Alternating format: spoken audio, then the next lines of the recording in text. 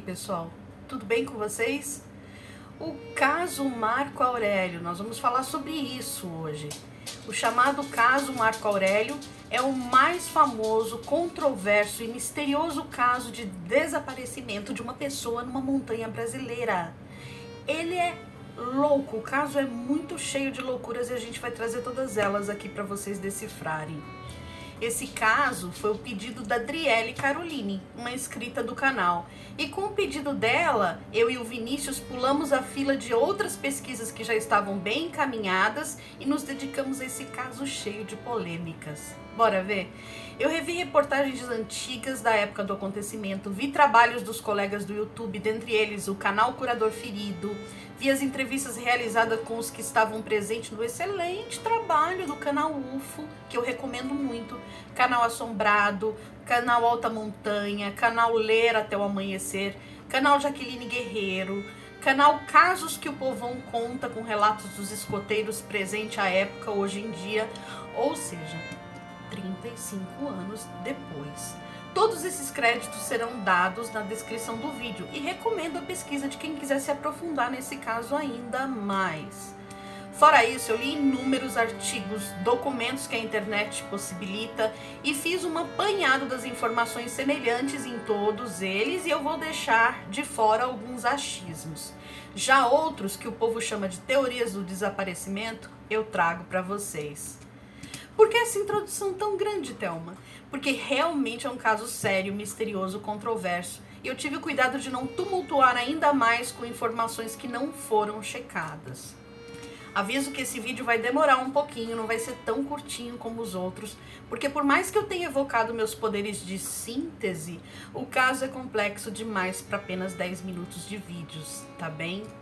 Eu peço já a você que deixa o seu like, porque olha, eu me esforcei, viu? Suei a camisa aqui nesse caso. Então já acho que eu mereço, assim, um like.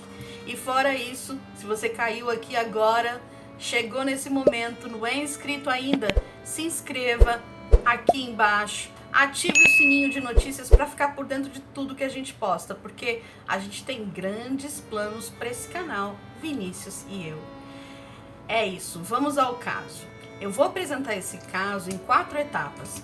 Primeiro, como foi o nascimento e crescimento do Marco Aurélio e fazer a ambientação dele dentro do lar.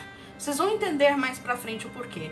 Até a entrada dele no escotismo, o envolvimento dos pais com o trabalho de escotismo e bandeirantes. Bandeirantes é a mesma atividade do escotismo, só que para mulheres. Segundo, dia da viagem até o Pico dos Marins, quando Marco Aurélio passaria para a categoria sênior dentro da hierarquia dos escoteiros, o que era super importante para ele estava querendo muito isso. Terceiro, ação de busca policial. E por fim, quarto, a teoria ou as muitas teorias desde o dia 1 até hoje, 35 anos depois. Para isso, eu me utilizei também do livro recente que traz novas situações envolvendo o caso. Com o passar desses anos, me deixou de olhos bem arregalados, que é o livro aqui do Rodrigo Nunes, de nome Operação Marins, que é uma edição revista e atualizada de 2 livros anteriores desse mesmo autor. Bora saber tudo? Então bora lá! Pois bem, vamos falar brevemente da história dos pais do Marco Aurélio. O senhor Ivo Simon, ou Simon, que se apaixonou e casou-se com a dona Neuma, apesar de ela dizer que tinha complicações e provavelmente não poderiam ter filhos. Seu Ivo disse que isso não impediria o casamento, porque definitivamente, se eles não pudessem ter filhos biológicos, eles adotariam. A cerimônia foi feliz e Neuma logo engravidou.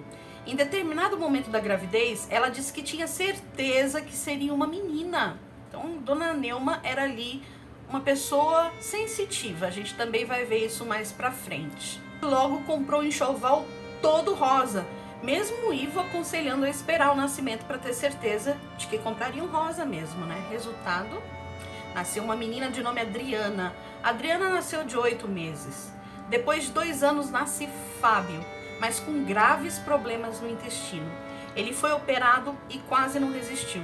O médico foi honesto e a abertura da frente não suturou. Neuma fazia os curativos dele ali. Ela disse que a gravidade era tão grande. Quando ela fazia os curativos, eles podiam ver os órgãos funcionando ali dentro do filhinho deles. Ai, gente, isso dá uma gastura, né? 39 dias de hospital e a previsão do médico é que ele iria de 5 a 7 anos de idade apenas. Eles tentaram novamente e vieram os gêmeos Marco Aurélio e Marco Antônio. Nasceram com um pouco mais de 6 meses, um pesando 960 gramas e o outro pouco mais de 1 quilo. Bem pequenos, né? Por isso eles ficaram 3 meses na incubadora. Foram amamentados com conta-gota, gente. Tiveram dificuldade para andar e muitas sequelas. Marco Aurélio tinha estrabismo por conta do nascimento precoce. Ivo diz que ficaram com uma menina e 3 meninos entre a vida e a morte. Os gêmeos chegaram até os 6 anos de idade e Neuma disse a Ivo que sonhou com a sua sogra, a mãe do Ivo, lhe dizendo que viria uma nova criança loirinha, uma menina. E ele falou, oh, meu Deus, não. Mas nasceu a Patrícia. Tudo caminhava bem na vida deles. Os gêmeos jogavam futebol com o irmão Fábio e quando eles estavam com uns 13 anos mais ou menos, a médica da esposa, que tinha filhos escoteiros e precisava de um acampamento, ligou para Neuma perguntando se eles poderiam usar o sítio que eles têm em Atibaia. Ivo pensou que as 40 crianças que iam chegar iriam destruir o sítio, mas não pôde negar o pedido de uma pessoa tão querida e avisou que eles já haviam planejado antes estar no sítio naquela época, então eles estariam todos juntos e foi o que aconteceu. Seu Ivo se espantou demais com a educação das crianças reunidas, fazendo oração antes do jantar, e os filhos dele, Fábio e os gêmeos, quiseram dormir nas barracas. Eles perguntaram ao líder dos escoteiros, que prontamente permitiu. Na sequência, eles mencionaram o desejo de entrar para o grupo. E os pais deixaram, os pais eram muito apoiadores dos filhos. E tudo melhorou para os gêmeos, as sequelas foram ficando para trás, exceto a visão do Marco Aurélio, que era bem defasada. As meninas também quiseram entrar, então a mãe se envolveu e abriram um grupo de bandeirantes, que é o termo designado para mulheres no escotismo, e Ivo diz que eles tiveram anos muito bons, de muitas viagens, acampamentos, onde todos eles aprenderam muito. Então eu gostaria de chamar a atenção de vocês para o que vemos aqui. Pais que apoiaram os filhos a progredir. Vamos lembrar disso, tá? Mais pra frente tem um porquê. E vamos ao Pico dos Marins agora. Um mês anterior à ida ao Pico dos Marins, eles planejaram cuidadosamente a viagem. O pico é altíssimo e fica entre as divisas de São Paulo e Minas Gerais, também bem próximo do Rio de Janeiro. O nome da cidade é Piquete, alguns chamam de Piquet, mas a maioria dos vídeos que eu vi eles chamam de Piquete, então vamos chamar assim também, né? Piquete fica um pouquinho antes de Lorena, de Aparecida. Tudo foi muito combinado, eles eram 17 a princípio, mas com o passar do tempo, por N motivos, muitos tiveram que desistir e ficaram o líder dos escoteiros Juan e 4 meninos de 15 anos. Eles tinham que, como uma prova, né, subir o Pico dos Marins e lá Marco Aurélio receberia sua promoção. Era uma promoção, né, gente?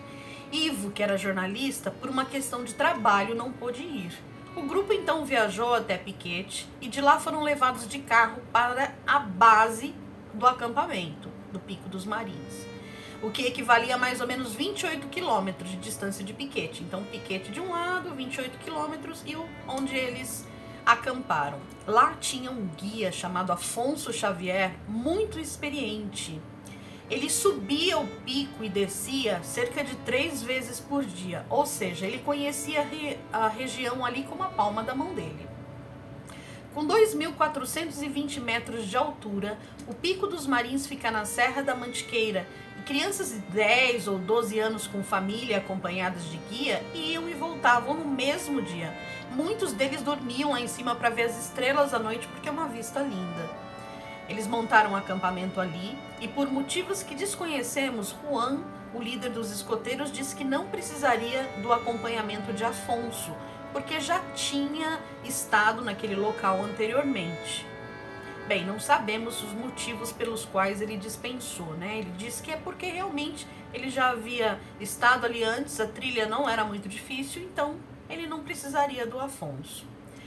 Pouco antes da saída deles, um grupo que iria subir também perguntou se eles queriam ir juntos. Novamente, Juan rejeitou a ideia, dizendo que iriam sozinhos mesmo. Todos prontos, eles finalmente começaram a subida do local. Depois de um tempo de terra e capim, as trilhas se tornaram mais difíceis por serem de pedra. Já se aproximando ali do pico da montanha, era tudo pedra em volta, gente. Nessa parte da montanha tinha muitas fendas na pedra. Essas fendas eram buracos grandes, que eu mentalizei, né, como mini cavernas verticais, porque elas eram verticais e depois elas se espalharam um pouco na horizontal ali. Cair num lugar desse não era nada bom. E foi neste lugar, mais ou menos a 1.600 metros de altura, que um deles, o Osvaldo, enfiou o pé numa dessas fendas e sentiu uma dor imensa e disse que não conseguia mais caminhar. O líder, Juan, então, em conjunto, decidiu que era melhor voltar, já que um dos companheiros dele estava ferido. Bom senso, eu acho que é isso mesmo, né? Aí veio a ideia, que dizem ter partido do Marco Aurélio, de ir na frente para buscar ajuda. O Marco Aurélio era monitor do grupo, mas é norma dos escoteiros andarem em grupos e não deixar ninguém se separar. Ivo fez um mau julgamento? Acredita-se que sim, uma vez que onde Marco iria buscar socorro numa montanha de pedra, gente. Pedra de um lado, pedra do outro, pedra. Ele ia pedir socorro a quem ali, né? Era melhor terem ficado todos juntos, não acham? E bombeiros em brigadas andam sempre juntos, policiais também, grupos do exército idem, e os escoteiros seguem o mesmo padrão por já ter se mostrado a melhor tática. Bem, apesar de bom escoteiro, Marco Aurélio não conhecia o local, mas foi. E eles levaram muito mais tempo na subida do que o comum. O acidente ocorreu cerca de 2h30 da tarde, para vocês terem uma ideia.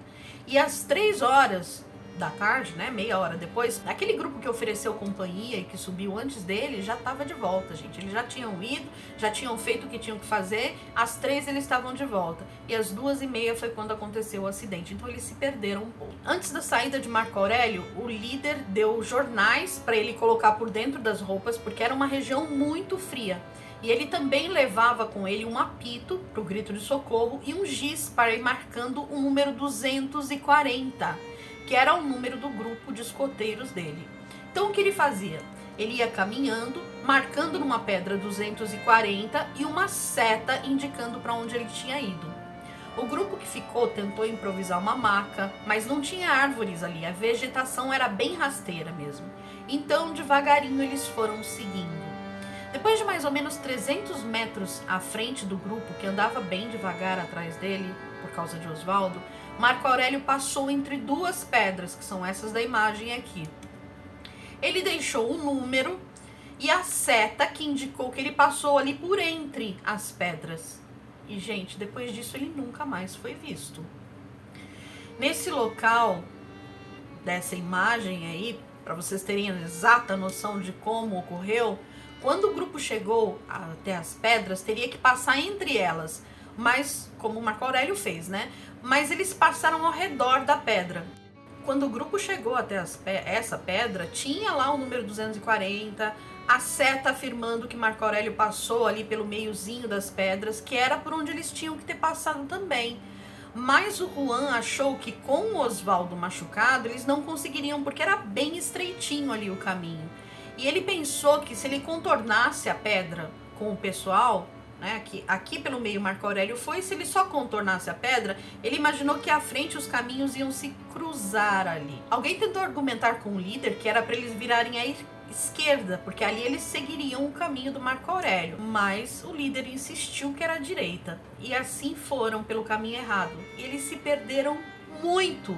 Passaram a noite no frio, na neblina, se guiaram por uma cerca que havia no meio da estrada. Nessa caminhada eles escutaram um barulho de um rio e ao se aproximarem chegaram na casa de um vizinho chamado Seu Filhinho. Eles pediram ajuda ao seu filhinho, dizendo que estavam indo para o Pico dos Marins.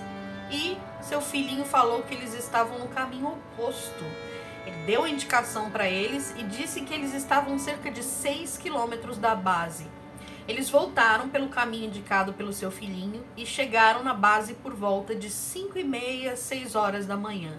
Olha a quantidade de tempo, vejam isso. Eles saíram cedo, se perderam às 2h30, aconteceu o acidente com Oswaldo e eles conseguiram chegar de volta ao acampamento apenas às 6 da manhã. Todos cansados, arranhados, e Marco Aurélio não estava lá no local. Juan, que era o líder, disse para os meninos descansarem, que ele iria tentar encontrar o Marco Aurélio. Juan descansou um pouco antes de sair e voltou sozinho para a serra, gente. Até então, ele não avisou ninguém que desde as 2h30 da tarde eles não viram mais o Marco Aurélio. Eles não viram mais o Marco Aurélio. Das 6 às 10 da manhã, ninguém sabe o que aconteceu. Porque o Juan voltou sozinho às 10. Ele saiu às 6 para procurar o Marco Aurélio e voltou sozinho às 10. Eles então pediram ajuda da polícia de piquete. Então foram a polícia rodoviária, chefe de escoteiros se mobilizaram para tentar encontrar o garoto. A neblina subitamente aumentou e começou a chover, o que era muito raro nessa época do ano. Também teve notícias de um incêndio na região, o que dispersou os bombeiros. Quando foi umas 6 ou 7 da tarde, eles voltaram porque a chuva tornou as buscas muito mais difíceis. Gente, até então os pais da criança não haviam sido avisados. Somente às 10h52 da noite, ou seja, às 22h52, o pai, senhor Ivo, recebeu uma ligação do chefe de Lorena, dizendo que o Marco Aurélio tinha desaparecido. Claro que esse homem se desesperou e chamou o irmão para dirigir, porque ele não tinha condições de dirigir. E ele queria ir até o local. E foi avisado também por Juan de que eles ouviram uns gritos, apitos, gritos que pareciam ser do Marco Aurélio, muitas luzes, e que o Juan seguiu até o local dessas luzes, mas já não havia ninguém. Bem, Ivo era um jornalista que tinha amigos influentes, então eles conseguiram 2 helicópteros para as buscas.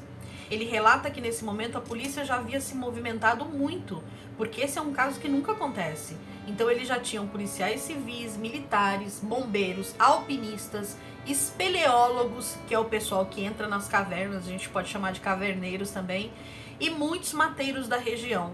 Foram 28 dias de buscas intensas, usando todos os recursos possíveis da época.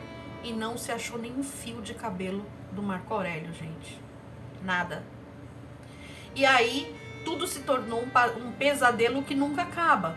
A polícia passou a suspeitar de Juan, o líder dos escoteiros. As suspeitas caíram sobre Juan por conta das muitas decisões que ele tomou, umas decisões erradas, né?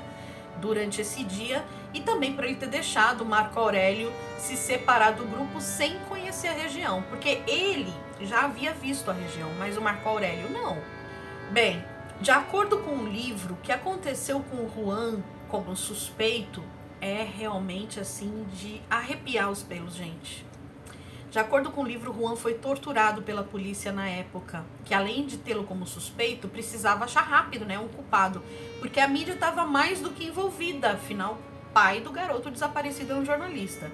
Juan foi colocado em água gelada, hipnotizado, levou choque e sempre contou a mesma história onde ele se dizia inocente. É claro que depois desse fato, Juan ficou pra lá de traumatizado, mas eu também ouvi uma entrevista dele, uma única que ele deu. Os outros 3 garotos que estavam no dia também foram chamados pelo delegado e passaram por coisas que o livro descreve, gente, que não dá para citar. Não dá para citar aqui mesmo por causa do YouTube. Na tentativa de assinarem uma confissão dizendo que Juan havia assassinado Marco Aurélio e enterrado seu corpo em algum lugar, né, naquele espaço das 6 às 10 da manhã, quando saiu sozinho para procurar o menino. Os escoteiros, apesar de terem 15 anos de idade, não se deixaram intimidar. E olha que a polícia usou muitos meios para intimidar os meninos. E todos eles disseram, junto com Oswaldo, né, que não iriam assinar. Quem tiver interesse em saber os detalhes do que aconteceu com o Juan, com os meninos, ali na tentativa de forçar uma confissão que condenasse o Juan, compra o livro. Mas é bem forte, viu, gente? É bem forte. O livro tem respaldo, tá bem documentado. Essa foi a teoria número 1, a de que Juan fora o culpado, mas descartaram essa teoria e depois dessa, muitas outras vieram. A teoria número 2 é de que o garoto tivesse fugido de casa. E é por isso que eu contei como era o lar do seu Ivo e Dona Neuma. Para vocês verem que era um lar com amor. Essa teoria persistiu por algum tempo, deixando a Dona Neuma ali e o seu Ivo muito chateados, porque eles acharam que o Marco usou isso para deliberadamente fugir da companhia deles. Pesado também, né? A polícia jogou essa teoria fora depois que pegou depoimento de amigos, pais de outros escoteiros e muita gente que convivia com a família, inclusive testemunho dos próprios filhos. Já pensou a dor de não saber onde o filho tá e ainda passar pelo crivo de que talvez seu filho tenha fugido por conta de seu tratamento como pai ou do seu tratamento como mãe? Duro, né? Outras teorias que eu vou contar para vocês foram ditas pelo seu Ivo numa entrevista concedida atualmente. O pai de Marco Aurélio, o seu Ivo, disse que recebeu informações do Brasil inteiro de pessoas que viram em diferentes pontos. Inúmeras religiões apontaram caminhos e videntes disseram que viam um menino vivo em frente a um rio e que o próprio menino não sabia onde ele estava. Seu Ivo também disse que apareceu muita gente de má fé, querendo aparecer ao custo da desgraça dos outros. Ele mencionou um professor que trabalhava com pirâmides, que disse que poderia localizar o Marco Aurélio. Mas por já ter feito entrevistas e artigos sobre ele antes, o Ivo já havia concluído que ele era um charlatão. Mesmo assim, ele deu ao professor o benefício da dúvida e deu tudo o que ele pediu na tentativa desesperada de achar o filho. Ao final do dia, o professor disse que, como muita gente mexeu no redor ali, ele não conseguia ver mentalmente onde estava o menino. Mas havia saído na mídia. Outra pessoa que seu Ivo diz procurou por ele foi Thomas Green Morton, um médium que se prontificou a ajudar, mesmo dizendo que nunca lidou com desaparecidos. Pediu uma peça de metal que pertencia a Marco Aurélio e deram a ele a faca de escoteiro. Mas ao final também disse que não conseguiu localizar. Eles sofreram ameaça de extorsão de pessoas que ficavam dizendo que estavam com Marco Aurélio para Ivo levar o dinheiro até determinado local à noite, mas para não avisar a polícia ou eles matariam o garoto. Ivo chamou a polícia que prendeu os criminosos. Depois apareceu um garoto dizendo que ele era o Marco Aurélio. Ele e a TV Globo foram até lá. O garoto chamava ele de pai, chamava a Neuma de mãe e tinha uma cicatriz na barriga, como o Marco Aurélio também tinha, mas era uma cicatriz completamente diferente. O delegado pediu para conversar com o garoto e voltou com a notícia para seu Ivo de que ele não era o filho dele. Ele perguntou ao garoto por que fez isso com eles e o garoto disse que queria muito se mudar para São Paulo e eles pareciam uma ocasião perfeita para isso. Pode isso, gente? O seu Ivo também relata que no primeiro Natal, depois que tudo aconteceu, ainda em 1985, pouco antes da meia-noite, ele recebeu um telefonema dizendo que era um amigo de Mato Grosso, que queria dizer para ele não se preocupar em procurar mais o Marco Aurélio, porque ele estava na serra e viu tudo o que aconteceu. Gente, esse homem descreveu uma barbaridade que aconteceu com o garoto, culpando o líder dos escoteiros, Juan. Eu não vou citar porque, além de ser mentira, não aconteceu nada disso, é muito pesado. Seu Ivo acabou mentindo para a esposa para não ter que contar essa história de horror para ela. Ele disse que era só alguém ligando para desejar feliz ano novo. Pesado. Gente, o que esse pessoal passou, hein? Caramba! Bem, vamos à teoria dos extraterrestres. A Serra da Mantiqueira e o Pico dos Marins ali tem muitas histórias interessantes de pessoas que dizem que viram discos voadores, avistamentos e coisas estranhas.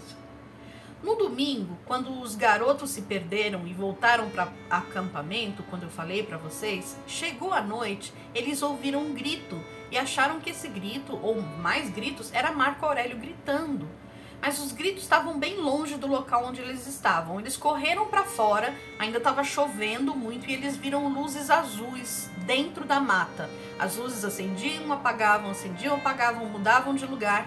E também ouviram um apito e acharam que era o apito do Marco Aurélio. Foi aí quando o Juan correu na direção das luzes, mas as luzes se apagaram, os gritos pararam e os apitos idem. Ele correu para uma casinha ali perto e perguntou para a pessoa se ela havia ouvido os gritos. E ela, apesar de estar num local exato de onde apareceram as luzes, de onde vinham os gritos, disse que não havia visto nem ouvido nada. E foi aí que ufólogos dizem que isso pode ser um indício de que Marco Aurélio foi abduzido por seres que o levaram para uma outra dimensão. Ufólogos até hoje acreditam bastante nessa teoria. E a outra teoria que o seu Ivo conta foi a que ele disse que foi a experiência mais emocionante que ele teve nas buscas. Ele foi até a casa de Chico Xavier. Ele disse que era uma casa muito simples, acanhada, com árvores, uma cozinha que também era quarto. Eles sentaram e Chico já tinha um cartaz do Marco Aurélio lá, porque o seu Ivo pediu que cartazes fossem espalhados em todo lugar e o Chico havia colocado também já um cartaz ali. Foi aí que o seu Ivo pediu que Chico lhe dissesse alguma coisa sobre Marco Aurélio. E o Chico disse: olha, eu não consegui contato com ele até hoje. Aí a Neuma disse: ah, então ele tá vivo, né? E o Chico disse: eu não falei isso. Eu só disse que só me comunico com desencarnados e eu não encontro ele entre eles. Ivo disse que isso deu uma super força para ele, que ele carrega até hoje. A dona Neuma já faleceu, mas carregou essa força com ela também. Seu Ivo acredita em Chico Xavier e acha que o filho dele ainda está vivo e segue procurando. Hoje, o Marco Aurélio teria 50 anos e se pareceria muito com o irmão gêmeo, já que eles eram gêmeos idênticos, né? Então é assim, ó, que ele se pareceria. Se for familiar para você, coloque algo nos comentários pra gente procurar seu Ivo e quem sabe encontrar o filho dele junto com ele. Muita gente tá nessa busca. Já pensou que emoção essa reunião depois de 35 anos de busca? Então, gente, essa é a história toda cheia de controvérsias, teorias e ausência total de soluções. Um menino desaparecido, uma mãe que o procurou até seu último dia de vida e um pai que o procura ainda hoje. Vamos ajudar, se pudermos? Se você sabe de alguma coisa, procure o Facebook do seu Ivo, Ivo Simon ou Simon, ou então envie um e-mail para ivo@simonpress.com.br. Eu vou deixar esses dados aqui embaixo na descrição do vídeo, tá bom? Junto com as fontes.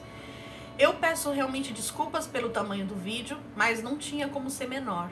Eu deixei de fora vários detalhes que eu considerei menos importantes para não me alongar mais ainda, tá bom? Então, diz pra mim o que você acha disso tudo. Deixa aqui no comentário o que você acha, que ajuda você poderia dar, orações, energias positivas para chegar pro seu Ivo. E eu deixo para vocês um beijo e um abraço carinhoso. E seu Ivo, o senhor tem o meu respeito por essa longa busca e o meu carinho. E se tiver alguma coisa que tiver ao nosso alcance, é óbvio que nós vamos fazer. Não é não, pessoal? É isso então. Um super beijo, um beijo para Adriele que pediu essa história, que realmente é intensa. E eu volto logo. Eu quero contar para vocês o que é que inspirou a história do Chuck. Bora saber disso? Então, já sabe, né? Sininho ativado nas notificações para não perder o que a gente postar por aqui. Super beijo!